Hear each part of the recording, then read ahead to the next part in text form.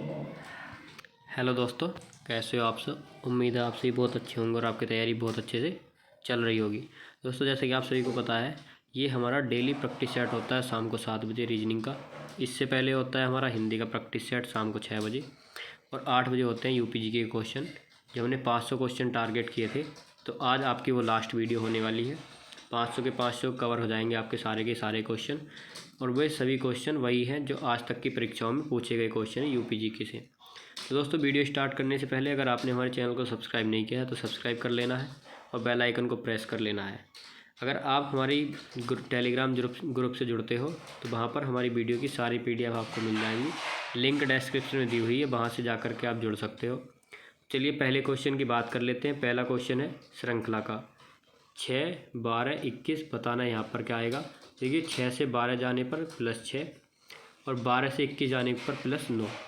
इनमें कितना ऐड किया 3, तो इसी तरह से यहाँ पर 3 ऐड होना चाहिए। तो इस बार हमें 21 में 12 ऐड कर देना है। तो हमारा अगर 21 में 12 ऐड करते हैं तो आएगा 33। तो ऑप्शन नंबर डी मिल गया हमको। नेक्स्ट क्वेश्चन है हमारा, पक्षी पंख से संबंधित है तो बताना है वृक्ष पत्तियों से, महिला पोशाक से, मछली सल्क और त्वचा मनुष्य से। तो बताना है हमारा करेक्ट आंसर कौन सा हो जाएगा। तो 63 का सी ऑप्शन हो जाएगा, मछली सल्क से। नेक्स्ट क्वेश्चन है ABDCEFHGIJLK। तो बताना है क्वेश्चन मार्क के स्थान पर क्या आएगा। देखिए AB सीधा दिया गया है और उसके बाद B के बाद क्या आता है CD, यानी CD को उल्टा लिखा गया है। EF सीधा है और GH उल्टा, IJ सीधा है, KL उल्टा। इस बार आएगा MN, वो भी सीधा। तो ऑप्शन नंबर सी आपका करेक्ट आंसर हो जाएगा। नेक्स्ट क्वेश्चन है, जैसे चंचल स्थिर से संबंधित है उसी प्रकार परिवर्तन से क्या संबंधित है। 65 का राइट आंसर आपको बताना है स्थायित्व, बदलाव, आवर्तन या नियमित। तो देखिए चंचल का विलोम होता है स्थिर, तो परिवर्तन का क्या हो जाएगा स्थायित्व। नेक्स्ट क्वेश्चन है, बताना है इसमें लोग, महिलाएं और माताओं के बीच संबंध को सही ढंग कौन सा दर्शाता है।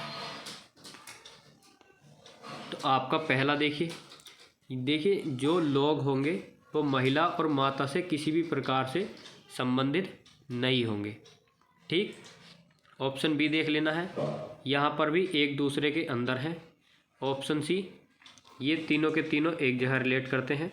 ऑप्शन डी, इनमें सारे के सारे अलग कर दिए गए हैं। तो देखिए ये क्वेश्चन मुझे थोड़ा गलत लग रहा है, क्योंकि लोग आता है मेल के लिए और ये महिलाएं और माताएं हैं। तो यानी कि सभी जो माताएं हैं वो तो हम महिला बना सकते हैं, लेकिन इसमें ए वाला बनता, लेकिन ए वाला क्यों नहीं बनेगा। अगर हम इस तरह से बनाते हैं तो ये जो होगा ये हमारा लोग का बनेगा। तो यानी कि कुछ लोग महिलाएं होंगे या कुछ लोग माताएं, दोनों हो जाएंगे। तो ऐसा हो सकता है, बिल्कुल नहीं हो सकता।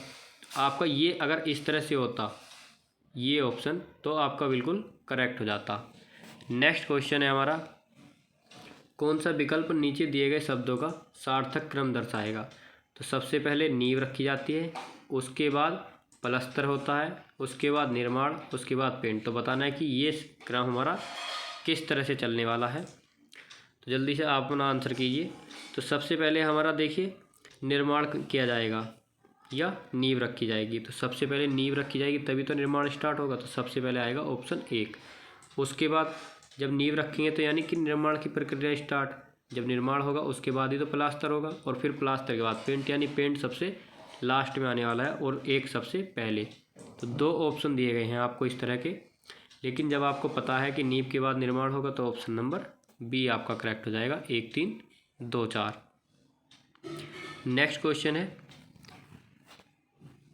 देखिए भाग के स्थान पर गुणा करनी है तो गुणा कर दीजिए, माइनस के स्थान पर भाग करनी है तो भाग कर दी, प्लस के स्थान पर माइनस करना है कर दिया, और गुणा के स्थान पर प्लस करना है। ये सब बातें मैं आपको पिछली वीडियो में बता चुका हूँ कि ये क्वेश्चन को कैसे करना होता है। यहाँ पर डायरेक्टली कराऊंगा। तो यहाँ पर 2, 11 दूनी 22 प्लस आ गया हमारा, मल्टीप्लाई करनी है तो 5 दूनी 10 और -10। तो कितना बचा आपका आंसर, 10 से 10 cancel, option number B 2। Next question है, एक दिन प्रातः 7 बजे नरेश ने सूर्य की ओर पीठ किए हुए चलना प्रारंभ किया। तो देखिए प्रातः सूर्य किस तरफ होता है, पूर्व में। अब इसकी तरफ पीठ करके चल रहा है तो किस दिशा में चलेगा, पश्चिम में। आप किधर भी बना सकते हो, मैंने एक बना लिया है ऐसे ही। चलो इधर से बनाते हैं। इधर होता है आपका पूर्व माना जाता है और इधर पश्चिम माना जाता है, ठीक। तो आपका नरेश ने इधर पीठ कर ली तो चल किस दिशा में रहा, पश्चिम दिशा में। फिर वह बाईं ओर मुड़कर सीधे चलता है, तो बायां इधर मुड़ गया, सीधे चला, और फिर दाईं ओर मुड़कर सीधे चलता है, तो दाईं ओर इधर चल रहा है। अब वह फिर बाईं ओर मुड़ गया, ये मुड़ गया। अब उसका मुंह किस दिशा की ओर है, तो जैसे कि आपको पूरब पश्चिम, इधर होगा उत्तर तो इधर होगा दक्षिण। तो आपका ऑप्शन नंबर डी करेक्ट हो जाएगा, 69 का दक्षिण। नेक्स्ट क्वेश्चन है, बताना है कि प्रश्न आकृति और क्वेश्चन मार्क के स्थान पर कौन सी उत्तर आकृति आएगी। तो जैसे कि आप देख सकते हो, जो बाहर वाली आकृति है वो अंदर पहुंच गई और जो अंदर वाली है वो बाहर आ गई। इसी तरह से ऑप्शन नंबर ए आपका करेक्ट हो जाएगा, बाहर वाली अंदर और अंदर वाली बाहर। 70 का option number A. Next question है हमारा, कथन और निष्कर्ष। इसमें अपना दिमाग नहीं लगाना है, सबसे पहले निर्देश पढ़ते हैं। ऐसे क्वेश्चन में मैं आपको प्रत्येक प्रैक्टिस सेट में बताता आ रहा हूँ कि इस हमारा सामान्यतः ये बात गलत हो सकती है, लेकिन फिर भी आपको सही माननी है।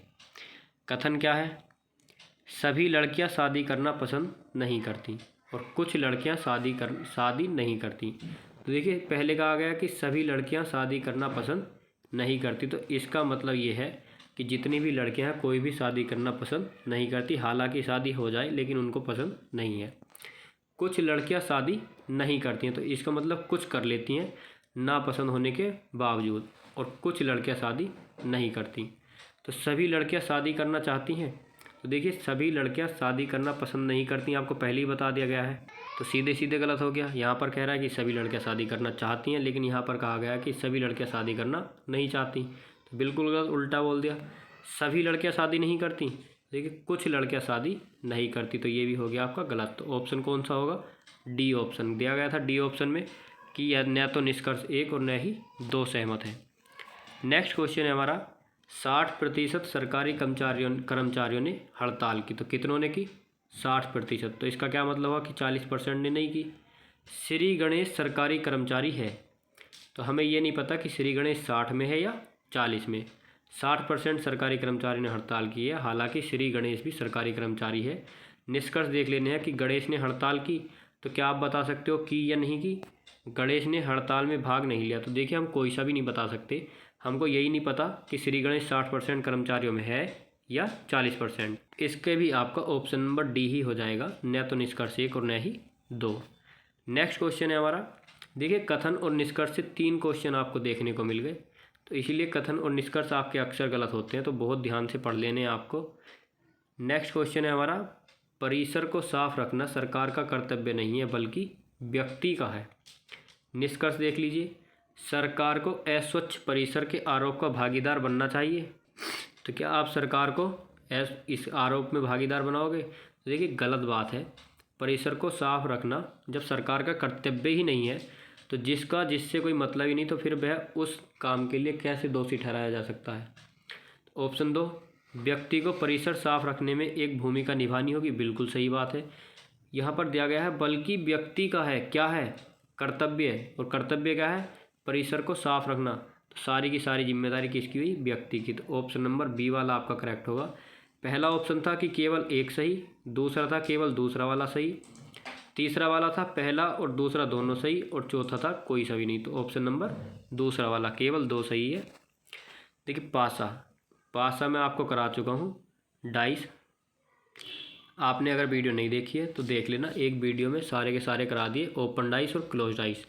वहाँ पर मैंने आपको बताया था कि अगर एक पासा दिया हो तो क्या करना है, 2 दिए हो तब क्या करना है, 3 दिए हो तब क्या करना है, और 4 दिए हो तब भी क्या करना है। तो आप समझ सकते हो कि किस लेवल का आपको पासा पढ़ाया था, जा कर के वीडियो देख लीजिए, पता चल जाएगा। तो देखिए यहाँ पर हमें बताना है कि 2 के सामने कौन सा अंक आएगा, तो हमको देख लेना है कि हमारे कौन से 2 मैच करते हैं या 1 मैच करता है।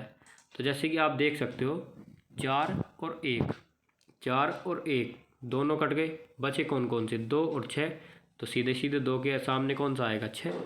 कितना ईजी हो गया। नेक्स्ट क्वेश्चन है हमारा, एक्स पिता है जेड का, जो बाई की बहन है। देख लीजिए एक्स क्या है, पिता, किसका, जेड का, तो एक्स हो गया प्लस प्लस लगाते हैं हम मेल के लिए।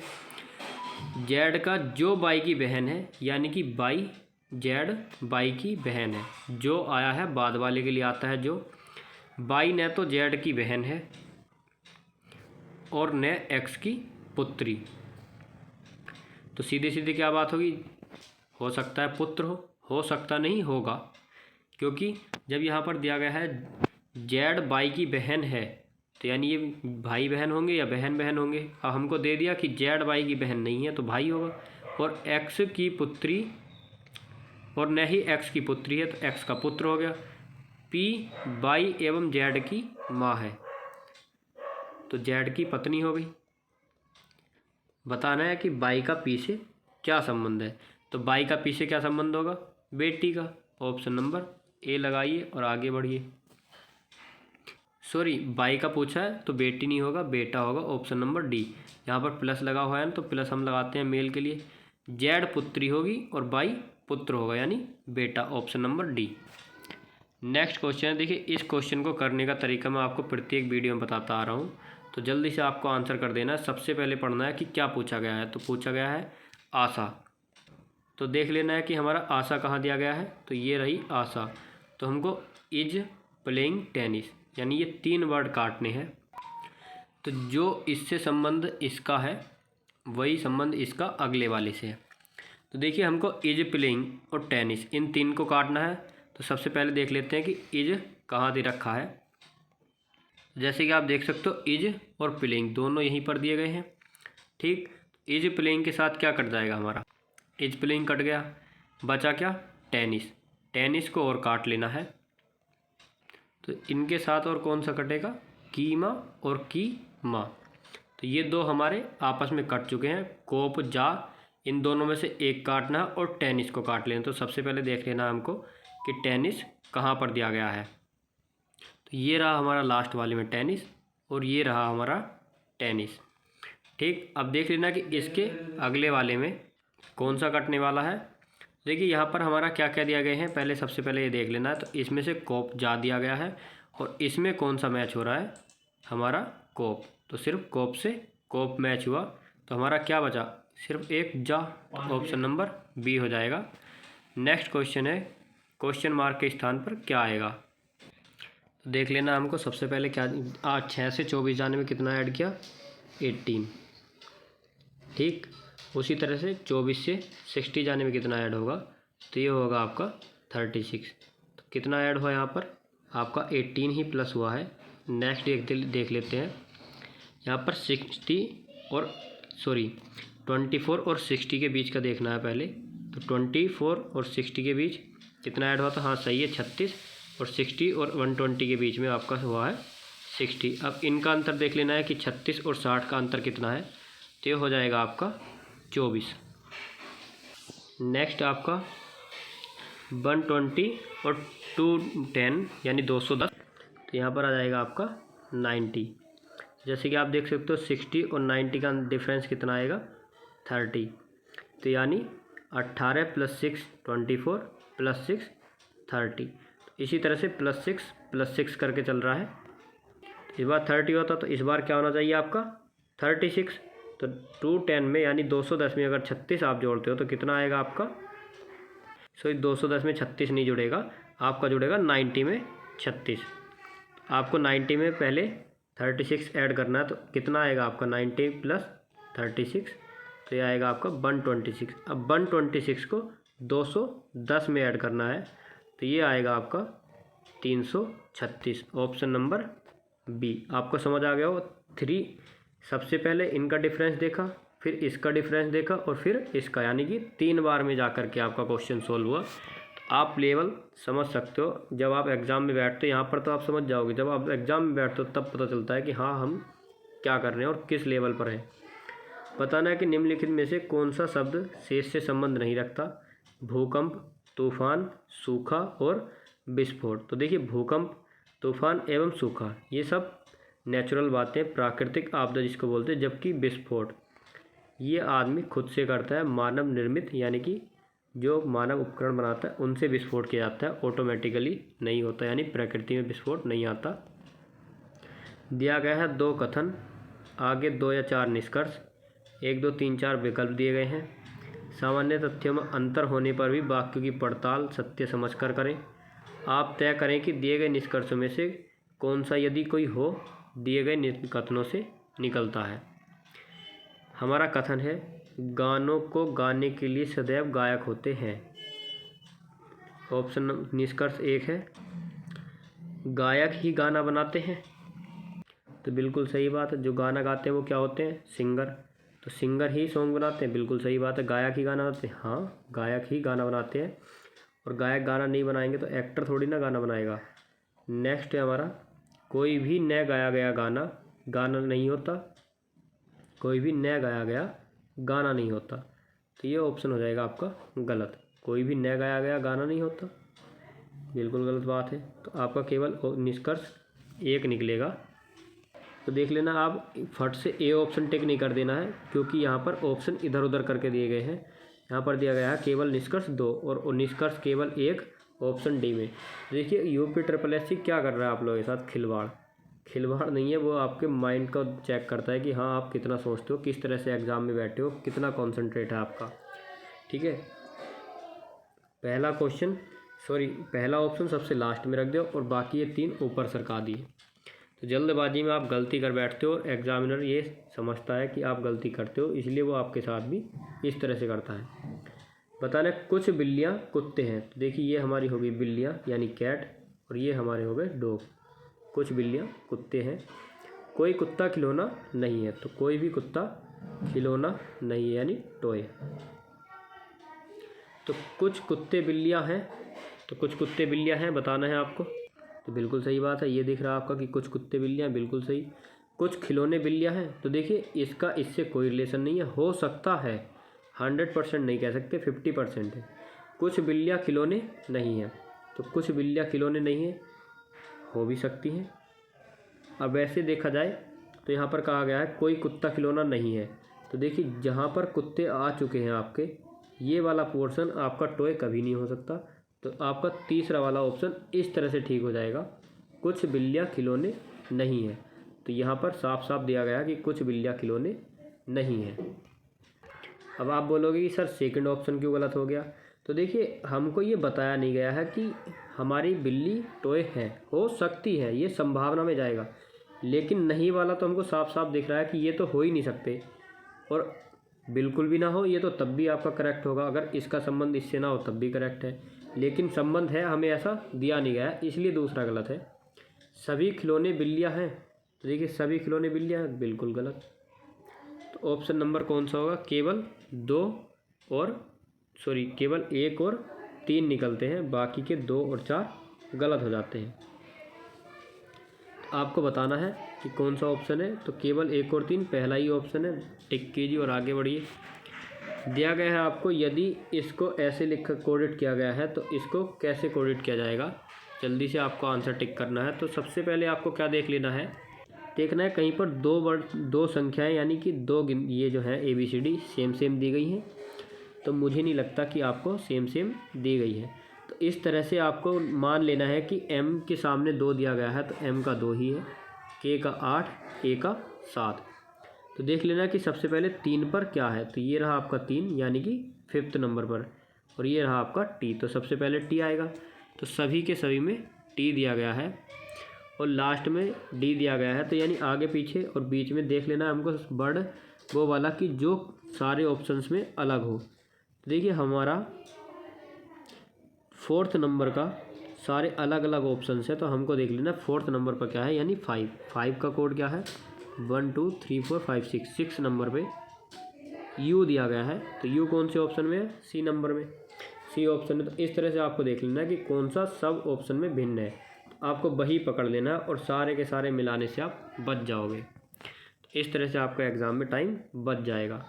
नेक्स्ट क्वेश्चन है स्काई रिप्स टिर, इसके लिए ये दिया गया है, इसके लिए ये दिया गया है। TIR का कोड बताना है, तो सबसे पहले TIR कहाँ पर दिया गया है, ये रहा।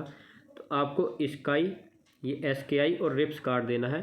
देख लेना है कि कहाँ पर दिया गया है SKI और रिप्स। जैसे कि आप देख सकते हो कि SKI और रिप्स आपको कहीं भी नहीं मिलेगा, लेकिन टिर मिल जाएगा और TIR का ही आपसे पूछा, तो इनको काटिए। अब देख लेना कि इन दोनों में से कौन सा कट रहा है, तो आपका चर्च कट गया, तो option number D. Next question बहुत ही ईजी था, कुछ भी देखना नहीं पड़ा, जो पूछा था उसी को काट दिया। नेक्स्ट क्वेश्चन है AEC BFD CGE DHF। बताना है फिल इन द ब्लैंक्स के स्थान पर क्या आएगा। देखिए A से B पर, B से C से D, तो क्या आएगा E। कितने ऑप्शन है, सिर्फ 2 ऑप्शन, सॉरी ये तो मैंने काट दिया। E आएगा, तो A और B में से कोई सा होगा, बाकी के 2 दौड़ से हो गए बाहर आपके। अब नेक्स्ट देख लेना कि अगला वाला किस तरह से दिया गया है, तो इसी तरह से EFGH आएगा आपका I, तो option number B।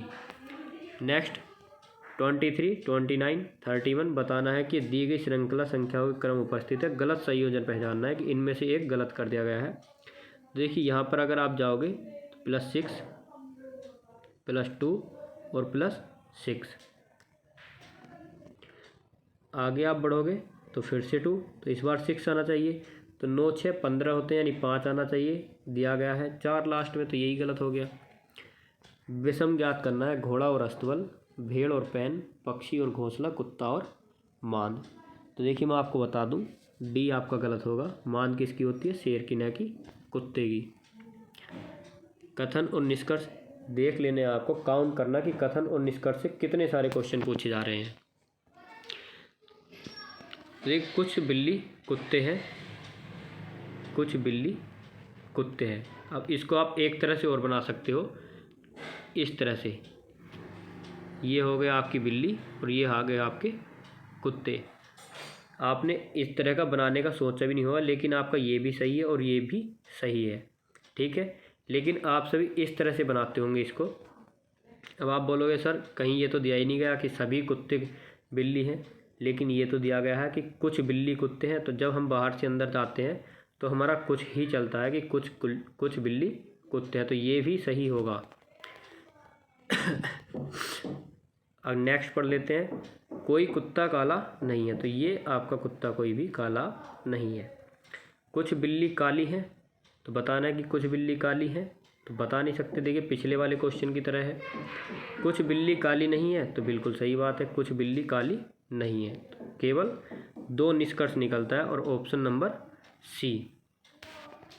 Next question number 87, अगली आकृति कौन सी आएगी, तो देख लेना है, यहाँ पर दिया गया है और फिर उसके बाद यहाँ पर, तो यानी कितने खाने आगे बढ़ा, तो ये 2 खाने छोड़कर आगे बढ़ गया, फिर ये वाले 2 छोड़ दिए और यहाँ पर आ गया, फिर ये वाले 2 छोड़ दिए, तो इस बार ये 2 छोड़ करके इस वाले में आना चाहिए।